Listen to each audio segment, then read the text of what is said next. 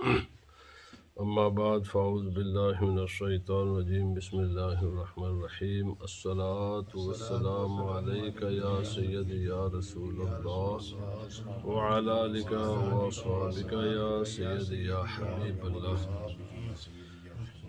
آج کا عنوان گفتگو ہے در مذمت شیطان، شیطان کی اور شیطانی کاموں کے جو برائی ہے اس کے بیان میں۔ آپ فرماتے ہیں کہ دلا ہر کے محکوم شیطان بود، شب و روز در بندے عصیاں بود۔ شیخ سعدی علیہ الرحمہ اپنے آپ کو مخاطب کر کے کہتے ہیں، اور ہر مسلمان کو چاہیے کہ وہ کبھی کبھی اپنے ساتھ بات کرے، اسی کو مراقبہ کہتے ہیں۔ تنہائی میں بیٹھے، غور و فکر کرے، سوچے، اپنے آپ سے بات کرے اور اپنے آپ کو خود سمجھائے۔ اس کو کہتے ہیں آٹو کریکشن، اپنی اصلاح خود ہی کرے، غور و فکر کرے۔ ٹھیک ہے، دوسروں کی تعلیم و تبلیغ سے بہت فائدہ ہوتا ہے، بلا شک و شبہ ہوتا ہے، لیکن اس سے زیادہ فائدہ یہ ہے کہ انسان خود اپنی ذات پر خود ہی غور و فکر کرے اور اپنا محاسبہ اور اپنا مراقبہ خود کرے کہ میرے اعمال وہ کیسے ہیں، اچھے ہیں یا برے ہیں۔ تو فرماتے ہیں کہ دلا ہر کے محکوم شیطان بود، اے دل جو بھی شیطان کا یعنی تابع دار ہوتا ہے، اس کے حکم کو مانتا ہے، شیطان کے راستے پر چلتا ہے، جو کچھ شیطان کہتا ہے اس پر وہ عمل کرتا ہے، شب و روز در بندے عصیاں بود۔ اب ہمیں کیسے پتہ چلے کہ یہ شیطان کے زیر تابع ہے یا اللہ رب العزت کا فرما بردار ہے؟ کیسے پتہ چلے؟ تو اس کے اعمال بتاتے ہیں کہ یہ انسان خدا اللہ رب العزت کے تابع ہے، اس کے حکام کے تابع ہے یا شیطان کے تابع ہے۔ اگر اعمال اچھے ہیں تو وہ آدمی اللہ اور اس کے رسول کا تابع ہے، فرما بردار ہے۔ اگر اعمال برے ہیں تو اس کا ماننا ہے کہ وہ شیطان کے تابع ہے، نفس و شیطان کے تابع ہے۔ بعض لوگ کہتے ہیں جی کسی کو اچھا یا برا نہ کو، بھائی بات یہ ہے کہ اللہ سبحانہ و تعالیٰ نے تمام باتیں بالکل کلیئر کر دی ہیں کہ اچھے احکام، اچھے اعمال، اچھے افعال کیا ہیں اور برے افعال و اعمال کیا ہیں۔ جب انسان کوئی بھی عمل کرے گا ان میں سے ایک تو ضرور ہوگا، یا وہ اچھا ہوگا یا وہ برا ہوگا۔ اگر اچھا عمل ہے تو وہ اللہ رب العزت کے حکم کے تابع ہے اگر نیت بھی ساتھ اچھی ہوئی، اور اگر وہ برا عمل ہے تو یقیناً وہ شیطان کے حکم کے زیر تابع ہے وہ انسان۔ تو فرمایا کثیرہ کے شیطان بود، فرمایا شب و روز در بندے عصیاں بود۔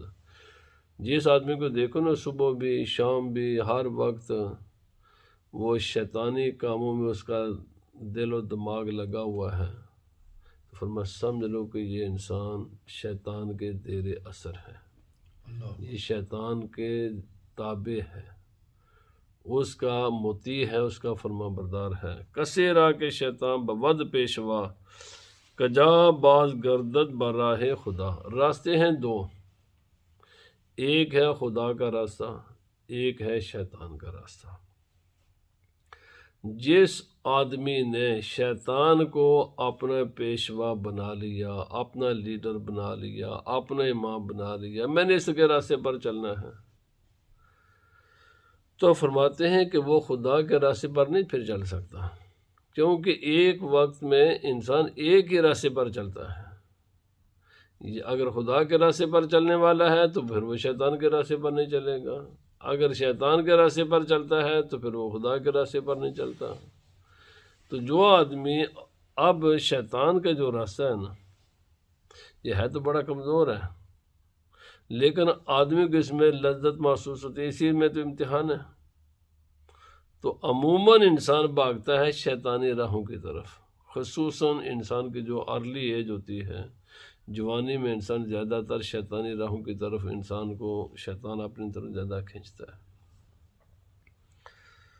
فرمایا جو آدمی ایک مرتبہ شیطان کی راہ پر چلنا شروع کر دے نا تو خدا کے راستے پر اس کے لیے آنا مشکل ہو جاتا ہے۔ اس لیے ماں باپ کا یہ فرض ہے کہ اپنی اولاد کو شروع ہی میں نیکی کی راہ پر چلائیں، کیونکہ ایک بار جب کوئی بھی عادت پختہ ہو جاتی ہے نا تو اس کو دوبارہ نیکی کے راستے پر چلانا انتہائی مشکل ہو جاتا ہے۔ یہ کہتے ہیں نا کہ لکڑی بھی جب شروع میں اس کو سیدھا کر لو تو کر لو، جب وہ پختہ ہو جائے نا تو اس کو سیدھا کرنا بہت مشکل ہوتا ہے، وہ ٹوٹ جائے گی اگر اس کو سیدھا کرنے کی کوشش کرو گے، اور اس کا سیدھا ہونا وہ بھی انتہائی دشوار ہے۔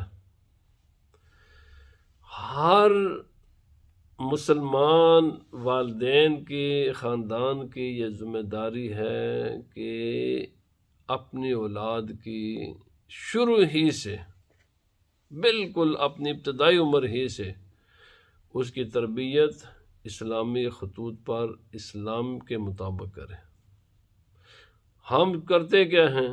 پہلے بچوں کا ناز نخرہ برداشت کرتے ہیں اور مغربی تہذیب و ثقافت اور شیطانی کاموں میں انہیں آزادی دے دیتے ہیں، اور آہستہ آہستہ یہ عادتیں ان کی اتنی پختہ ہو جاتی ہیں، اتنی پختہ ہو جاتی ہیں، یقین کریں میں نے خود یہ تجربہ کیا ہے کہ یہ ایک ٹوپی سر کے اوپر رکھنا یہ کوئی مشکل کام تو نہیں ہے نا، کوئی مشکل نہیں ہے، لیکن بچے جن کو شروع میں ٹوپی نہ پہنائی جائے، بعد میں سر پر ٹوپی رکھنا ان کے لیے ایک بہت بڑا مسئلہ بن جاتا ہے، وہ رکھتے ہی نہیں ہیں، ایسے محسوس ہوتا ہے کہ ان کے سر پر کوئی بہت بڑا وزن رکھ دیا گیا ہے۔ اچھا، جن بچوں کو میں نے ایک مثال دی ہے، حالانکہ یہ بالکل بے ضرر سی چیز ہے جس کا کوئی وزن نہیں ہے، کچھ بھی نہیں ہے،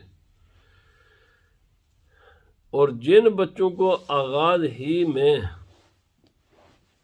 ان چیزوں کا عادی بنا دیا جائے ان کو یہ چھوڑنا مشکل ہو جاتا ہے۔ میں خود اپنی بات کرتا ہوں، مثلا میرے لیے شلوار قمیض پہننا آسان ہے، بہت آسان ہے، بلکہ میرے لیے کوئی دوسرا لباس پہننا انتہائی مشکل ہے۔ ٹوپی کا سر سے اتارنا تو ایسے سمجھتے ہیں کہ کوئی بہت بڑی مصیبت آن پڑی ہے۔ کیوں جی؟ بچپن سے ہمارے والدین نے، ہمارے اساتذہ نے ان چیزوں کا پابند کیا، اب یہ بن گئی ہیں چیزیں ہماری زندگی کا حصہ۔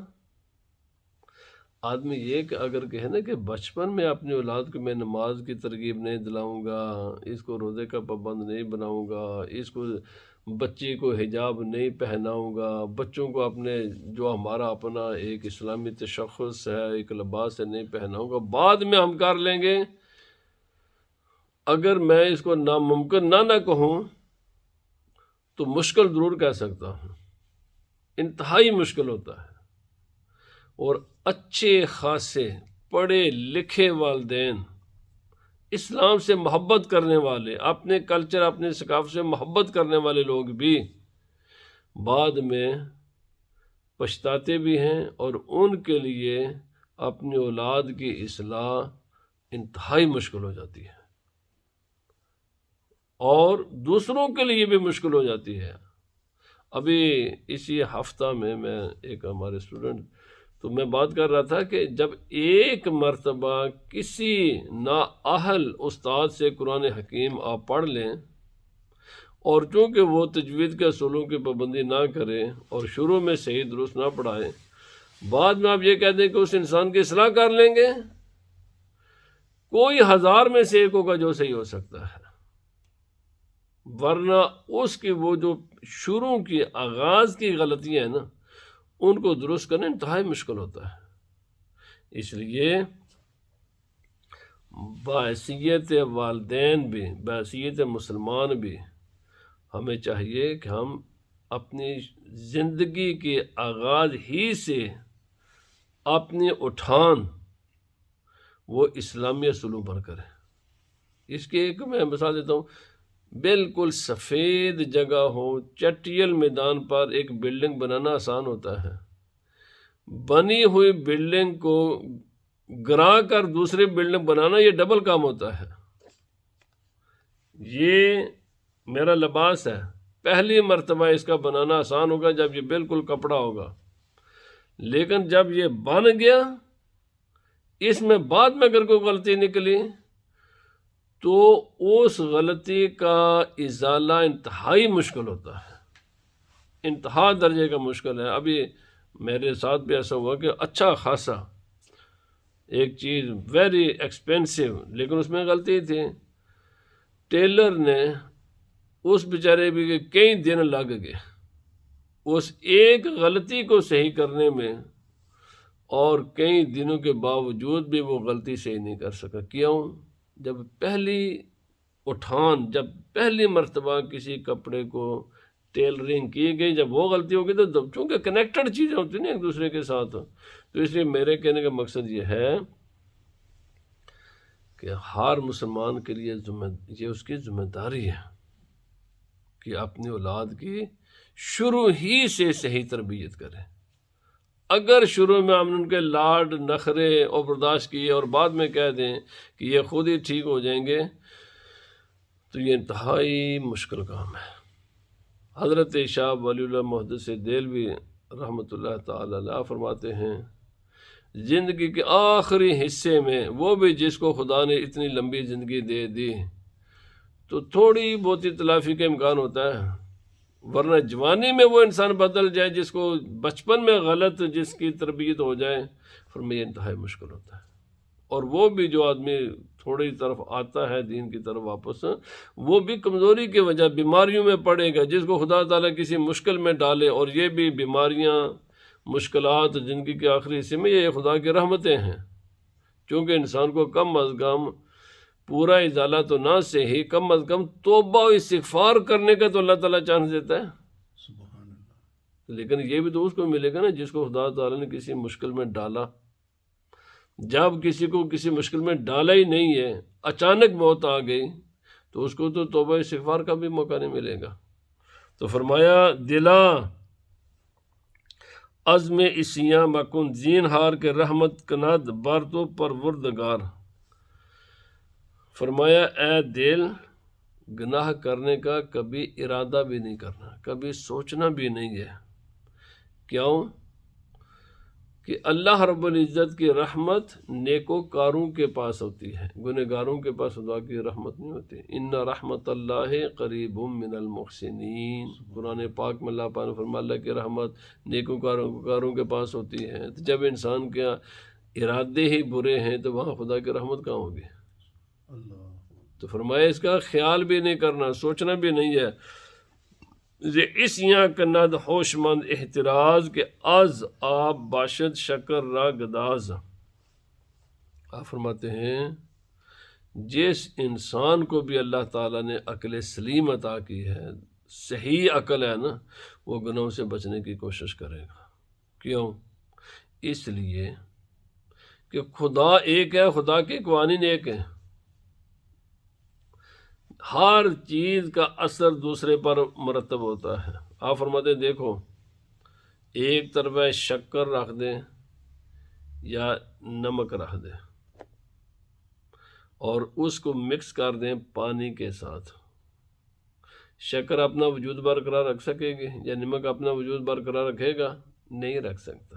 فرمایا جیسے پانی اور شکر اور نمک آپس میں دو یہ کبھی بھی اکٹھے نہیں ہو سکتے، اسی طرح نیکی اور برائی ایک وقت میں یہ کہہ دیں کہ اکٹھی ہو جائیں، یہ نہیں ہو سکتے، یہ نہیں ہو سکتی۔ ان کا اثرات جس طرح پانی ختم کر دیتا ہے شکر کو، اسی طرح شیطانی اعمال نیکی کے جو اثرات ہیں ان کو ختم کر دیتے ہیں۔ قرآن حکیم میں اللہ پاک نے فرمایا رسولا یتلو علیکم آیات مبینات لیخرج الذین آمنوا وعملوا الصالحات من الظلمات الی النور، نیکی ایمان اور نیک اعمال انسانوں کو اندھیرے سے نکالتے ہیں، روشنی کی طرف لے جاتے ہیں۔ اللہ ولی الذین آمنوا یخرجهم من الظلمات الی النور والذین کفروا اولیاءهم الطاغوت یخرجونهم من النور الی الظلمات، اللہ کی راہ پر چلنے والا خدا کا فرما بردار بندہ اندھیرے سے روشنی کی طرف آ جاتا ہے، اور شیطان کی راہ پر چلنے والا انسان اگر اس میں کوئی روشنی کی رمق بھی ہوئی تو اس پر بھی اندھیرا چھا جائے گا۔ رسول اللہ صلی اللہ علیہ وسلم نے فرمایا جب انسان کوئی گناہ کرتا ہے، اس سے کوئی غلطی ہوتی ہے تو اس کے دل پر ایک سیاہ دبا پڑ جاتا ہے۔ اللہ اگر تو فوراً اس گناہ سے توبہ کر لے تو اللہ تعالیٰ اس کو مٹا دیتا ہے، ورنہ جس طرح سیاہی کا ایک ڈراپ آپ کسی رف پیپر پر ڈالیں تو آغاز میں تو وہ ایک ڈٹ نظر آئے گا، لیکن پھیلتا پھیلتا پھیلتا پھیلتا پورے پیپر کو سیاہ کر دیتا ہے۔ اور میں اسی طرح گناہ کا اثر پہلے دل پر ایک سیاہ دبے کی شکل میں ہوتا ہے، لیکن انسان اگر توبہ نہ کرے، اگر اس گناہ سے باز نہ آئے تو گناہ انسان کے پورے دل کو سیاہ کر دیتے ہیں، حتیٰ کہ ایک ایسا وقت آتا ہے کہ انسان گناہ کرتا ہے اور اس کو گناہ بھی نہیں سمجھ رہا ہوتا، کیونکہ اس کا عادی ہو جاتا ہے، وہ اس کی عادت کا حصہ بن جاتا ہے۔ تو یہ قانون قدرت ہے۔ رسول اللہ صلی اللہ علیہ وسلم نے فرمایا، قرآن پاک نے فرمایا ادفع باللتی ہی احسن۔ قرآن پاک میں کتنے آیات ہیں؟ اللہ پاک نے فرمایا کہ اگر گناہ ہو جائے نا تو گناہوں کو نیکی کے ساتھ مٹا دو، کیونکہ ریپلیسمنٹ ہوتی ہے۔ اگر انسان سے غلطی ہو جائے تو اس کی جگہ ایک کرو نیکی، تو وہ اس گناہ کی جگہ لے لیں گے۔ اور اگر بندے سے ہو جائے یعنی نیکی کرے گا اور اس کی جگہ گناہ ہو جائے گا تو پھر وہ گناہ اس نیکی کی جگہ کو مٹا دے گا۔ کاغذ ایک ہی ہے، اس کے اوپر کسی ایک کا اثر ہوگا۔ اگر گناہوں کو زیادہ کیا تو پھر گناہ اس نیکیوں کی جگہ لے لیں گے، اور اگر انسان سے کبھی بھول چول میں کوئی گناہ ہو جائے تو فوراً انسان توبہ کرے اور کوئی نہ کوئی نیک اعمال کرے، تاکہ اس گناہ کا بدلہ اور اس کا جو ہے نا عوض ہو جائے۔ ادفع باللتی ہی احسن السیئۃ، قرآن پاک میں اللہ نے فرمایا کہ احسن طریقے سے، بہت ہی احسن طریقے سے نیکی کر کے گناہوں کو مٹا دیا کرو۔ فرمایا جو نیکیاں ہیں یہ گناہوں کو مٹا دیتی ہیں، اور جس طرح نیکی گناہوں کو مٹاتی ہے نا، اسی طرح گناہ بھی نیکیوں کو سیاہ کر دیتے ہیں۔ آگے آ رہا فرمایا کناد نیک بخت از گناہ اجتناب کہ پنہا شود نور مہر اصحاب۔ فرماتے یہ قانون قدرت ہے۔ فرمایا جو نیک انسان ہے وہ گناہوں سے بچنے کی کوشش کرتا ہے۔ کیوں؟ کتنا بڑا سورج ہے، کتنی اس کی روشنی ہے، کوئی ہے اندازہ اس کی روشنی کا، لیکن بادل اس کی روشنی کو سٹپ کر دیتے۔ اب دیکھو نا کتنا بڑا سورج ہے، اس کی روشنی کو زمین تار پورا نہیں آنے دیتے۔ کیوں نہیں آنے دیتے؟ وہ رکاوٹ بن جاتے ہیں۔ فرمایا جس طرح سورج کی روشنی اور زمین کے درمیان بادل رکاوٹ بن جاتے ہیں، اس کی روشنی نہیں آگے آنے دیتے، اسی طرح گناہ بھی انسان کے درمیان اور انسان کے دل پر جو خدا کی روشنی اس کے درمیان رکاوٹ بن جاتے ہیں۔ پھر وہ آپ کے ذکر فکر جو آدمی نمازیں بھی پڑھے، آج بھی کرے، ساری نیک عمل کرے، ساتھ گناہ بھی کرے، تو بھائی اس حج کا کوئی اثر نہیں ہوگا۔ اللہ پاک نے فرمایا ان الصلاۃ تنہا عن الفحشاء والمنکر، نماز انسان کو گناہوں سے، بے حیائی کے کاموں سے روکتی ہے، لیکن اس میں یہ یاد شرط ہے انسان گناہ سے بچے۔ اگر نمازیں بھی پڑھے ساتھ گناہ بھی کرے تو بھائی نماز کا اثر ضائع ہو جائے گا۔ نماز آپ کے دل کو منور کرتی ہے، لیکن تب جب آپ بے حیائی کے کاموں سے بچیں۔ آپ نے نماز 5 پڑھیں، جا کر دنیا جہان کی بھی حیائی بھی، جب ننگی فلمیں بھی دیکھے، گان بجان بھی کرے، ڈول ڈمکا بھی کرے، ہار بھی حیائی کا کام کرے، اور یہ کہ میں نمازیں بھی 5 پڑھتا ہوں، او بھائی اس نماز کا یہ تو نے نمازیں ضائع کر دی ہیں۔ نماز پڑھنا کافی نہیں ہے، ان نمازوں کی حفاظت بھی ضروری ہے۔ تو فرمایا مکن نفس امارا را پیروی کے ناگاہ گرفتار دوزخ شوی، نفس امارہ کی پیروی نہ کر۔ فرمایا اس لیے کہ اچانک تجھے موت نے آنا ہے. موت جب آئے گی وہ پروگرام کے تحت نہیں آتی، اچانک آتی ہے. اور جب تو گناہ میں پڑا ہوا تجھے موت آ گئی تو پھر تیرا ٹھکانہ جہنم ہے. کیوں اپنی زندگی کو اپنے ہاتھوں سے تباہ کر رہا ہے؟ کیوں گناہوں میں پڑا ہوا ہے؟ بچ جا گناہوں کی زندگی سے. اگر بر نتابت یہ اسیاں دلت بواد اسفل السافلین منسلت. یاد رکھ لے، اگر گناہوں سے تیرا دل ابھی بھی برا نہیں ہے، تیرا شوق پورا نہیں ہوا، تو ابھی بھی گناہوں میں پڑا ہوا ہے، تو پھر جہنم کے آخری نیچے کا جو وہاں تیرا ٹھکانہ ہوگا. اگر خدا تعالیٰ کے عذاب سے بچنا چاہتا ہے، جہنم سے بچنا چاہتا ہے، تو فرمایا پھر گناہوں سے بچ. آج بچ. جو کچھ بھی ہے، جنت اور جہنم دونوں ٹھکانے انسان نے اسی دنیا میں بنانے. جب روح اور جسم کا رشتہ ختم ہو گیا، اس کے بعد انسان کے لیے ایک ٹھکانہ مقرر ہو گیا ہے، یا وہ جنتی ہے یا جہنمی ہے، تیسرا کوئی ٹھکانہ نہیں پھر اس کے لیے. اس کے بعد تیرا کوئی عمل کا سلسلہ ختم ہو جاتا ہے. آج کر، ابھی اپنے فیصلہ کر کے تو نے جنت میں جانا چاہتا ہے، جہنم میں جانا چاہتا ہے. فرمایا مکن خانہ زندگانی خراب کہ بس لاب فعل بد و ناسواب. اپنی زندگی قیمتی سے زیادہ قیمتی کوئی چیز نہیں ہے. برے کاموں کے فلڈ میں بہہ کر اپنی زندگی کو کیوں تباہ کر رہا ہے؟ اپنے ہاتھوں سے اپنی زندگی کو تباہ و برباد کیوں کر رہا ہے؟ انسان، ہر انسان میں اتنی عقل و شعور تو ہونی چاہیے کہ انسان یہ تو سوچے نا کہ میں گناہ اللہ پاک نے فرمایا لہا ما کسبت و علیہا ما اکتسبت. ویری کلیئر قرآن پاک میں بہت واضح الفاظ میں بتا دیا. نیکی کا ثواب نفع خود نیکی کرنے والے کو ملتا ہے. اللہ رب العزت کی بادشاہی میں ایک بال کے برابر بھی کوئی انسان اضافہ نہیں کر سکتا. اور علیہا ما اکتسبت، جو برا کام کرتا ہے اس کا نقصان بھی اسی انسان کو ہوگا جو گناہ کرتا ہے. وہ خدا کا نقصان نہیں کر رہے کسی دوسرے کا، اپنے آپ کا نقصان کر رہا ہے.